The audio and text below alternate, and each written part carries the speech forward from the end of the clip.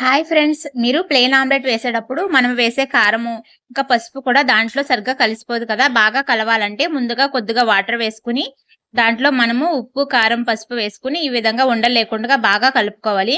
కలుపుకున్న తర్వాత దీంట్లో మనము గుడ్లు వేసుకోవాలి.